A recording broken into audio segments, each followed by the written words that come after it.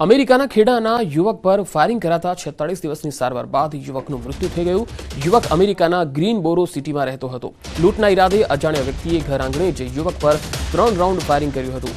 યુવકને પેટના ભાગે ગોળી વાગતા તેને સારવાર માટે ખસેડાયો હતો। 46 દિવસની સારવાર બાદ યુવકનું મૃત્યુ થયું છે। તો અમેરિકામાં વધુ એક ગુજરાતી પર હુમલો થયો છે। તસવીરોમાં જોઈ શકાય છે કે आज ये विद्यार्थी है तेने सारवार माटे पण लई जवायो हतो, परंतु 46 दिवस पछी आ युवकનું मृत्यु थयुं छे।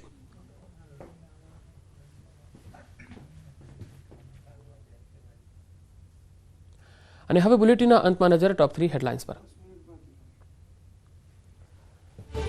સુરતમાં પીએમ મોદીએ એરપોર્ટ ટર્મિનલનું કર્યું ઉદ્ઘાટન। એરપોર્ટથી ડાયમંડ બુર્સ સુધીનો રોડ શો, વિશ્વના સૌથી મોટા ડાયમંડ બુર્સનું ઉદ્ઘાટન। ગુજરાતવાસીઓ હવે કડકડતી ઠંડી માટે થઈ જાઓ તૈયાર। હવામાન વિભાગે ઠંડીની કરી આગાહી, 2 થી 3 ડિગ્રી તાપમાનમાં થશે ઘટાડો। રાજકોટના જંગલેશ્વરમાં બાળક પર 7 થી 8 શ્વાને કર્યો હુમલો। શ્વાન હિંસક બનતા સ્થાનિકોમાં ભયનો માહોલ।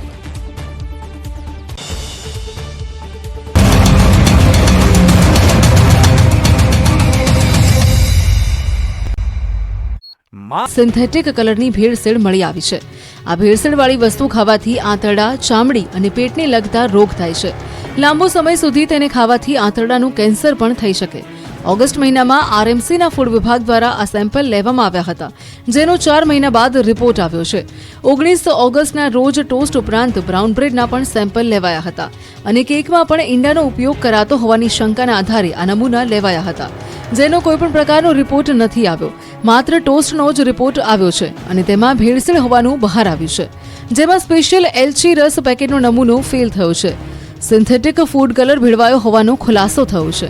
એટલું જ નહીં, મેન્યુફેક્ચરિંગ